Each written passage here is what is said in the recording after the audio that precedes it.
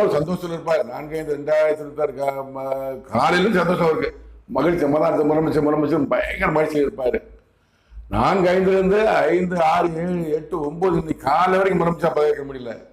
என்ன காரணம்? தமிழக மக்களின் ஆதரவு விஜய்க்கு இருக்கிறது. ஆனா என் தேவனாகிய கர்த்தர் கடவுள். நான் கடவுள் என்று சொல்வது உலக ஜனங்களுக்கெல்லாம் உள்ள ஒரே கடவுள் அவர் தான். எல்லாத்தையும் உலகத்தில் அனைவருக்கும் உள்ள கடவுள் அவர் தான்.